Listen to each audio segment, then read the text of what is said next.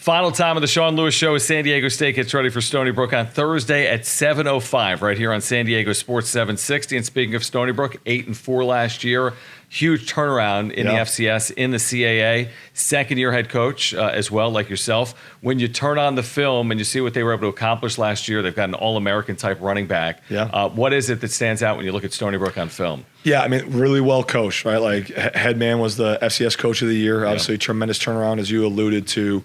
What really pops is that they're very true to their identity, right? Like, they have a really clear identity of who they want to be. Like, they're going to spread you out offensively, lean on the inside run game. Obviously, they have a bell cow of a back, some RPOs off of that. They kind of make you get the chalk dust flying a little bit with some of their unbalanced sets and the way that, they kind of utilize some Y hide, Y tight end pop type deals to force you to be really focused and clued into your keys, because they try and get you with a little bit of gotcha and deception type plays. It also shows up quite a bit. They had a bunch of non-offensive touchdowns last year, right? Whether that was in teams with block kicks or did a tremendous job turning over opposing offenses. I believe it was like they had 14 forced fumbles. They recovered 10 of them. They had 13 interceptions that they converted into points, right? And so obviously all that ties together to play complementary football. And they're a pretty disciplined unit, right? They don't do too many things to where they have a ton of busts in their, defensive structure that lead to explosive plays. Like, they make you earn it, so it'll be a great test. It'll be a great challenge. They're obviously coming in here ranked top 25 at the FCS level, and, not something to be taken lightly. We got to go, again, hold that process of winning in high regard and go earn it play after play in all three phases Thursday night. So many times through your coaching career, you've been on either side of games like this, whether it's, Kent State walking into Georgia or Auburn, or it's a situation like this where Stony Brook's coming to Snapdragon Stadium. When you're in the position you're in as San Diego State, do you stay more vanilla? Are there things, like, it's almost like a poker game. Are you going to tilt your hand forward too much, or are you going to try to operate with maybe less of a playbook against Stony Brook so you can work on the things you want to work on? Or do you go into a game regardless of the opponent with a full deck of cards? Yeah, I mean, we've been pretty intentional this offseason about, like, what is a full deck and making sure that we have a systematic approach, that we have enough bullets in the gun, so to speak, right, to go into it, and you're not too vanilla, yet you're not too complex, so that you can go through the work week and get the number of reps that you need. And so, I've talked to some really smart people, have obviously a lot of smart people in the building, and we've refined our process to make sure that that call sheet that we're carrying into this game is appropriate for, again, what winning requires and to the complexity of scheme that we want to carry each and every single week. So that's really relative to our standard and what we feel is appropriate with the group that we have. And then we'll build that out, obviously, to, attack the weaknesses that we see on tape that Stony Brook has.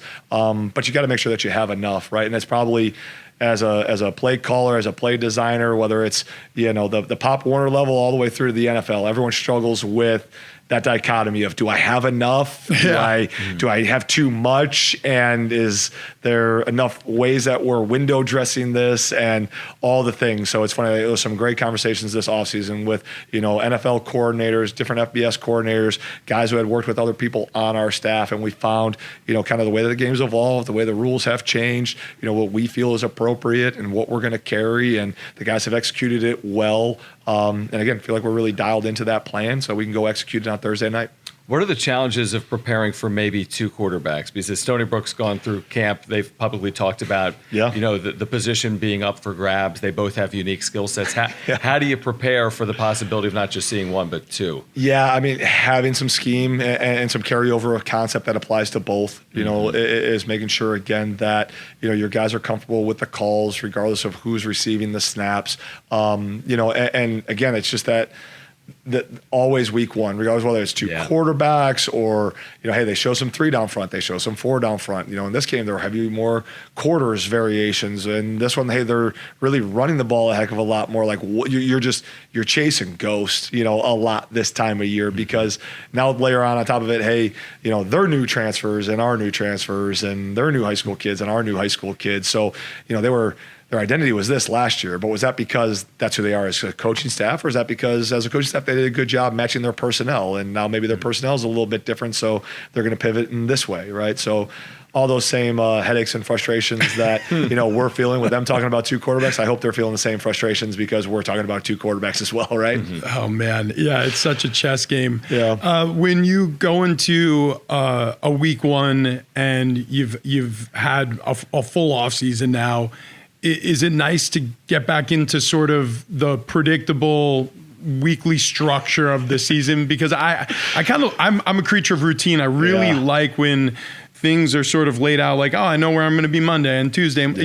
Does it feel good to be back? Yeah, it really does. I think we're all creatures of habits, right? Of routine and of structure. And so, the off season with all the things, as the CEO of the program, that you're running from one event to another event, to this speaking engagement, to, there's this thing called being a dad as well as my kids are getting more involved in things, right? Right. There's that piece of it. To have the rhythmic cadence of the week is exciting.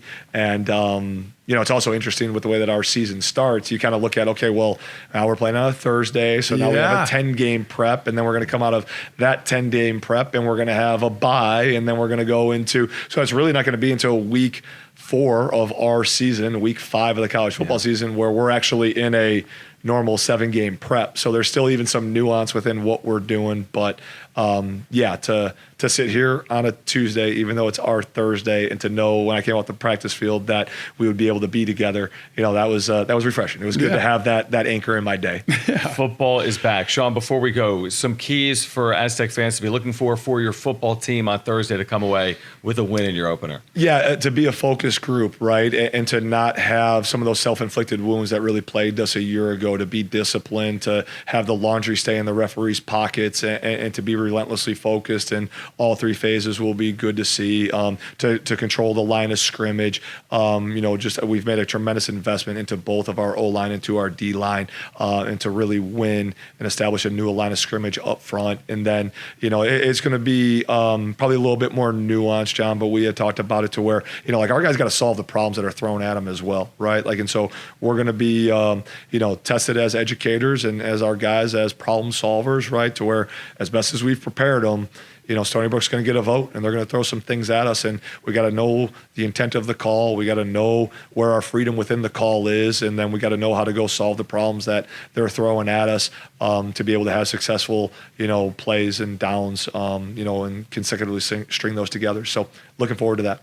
All gets underway Thursday night at Snapdragon Stadium. Sean, we're excited to be doing it again with you here in 2025. We appreciate the time. We'll see you in a couple of days, all right? Absolutely. Thanks, guys. Go Aztecs. For Sean Lewis, for Rich Orenberger, who will be on the call with me on Thursday night at 7:05, I'm John Schaefer again. Aztecs Stony Brook, Thursday night at 7:05. Pre-game coverage at 5 p.m. Tickets at goaztecs.com. This has been the Sean Lewis Show on San Diego Sports 760.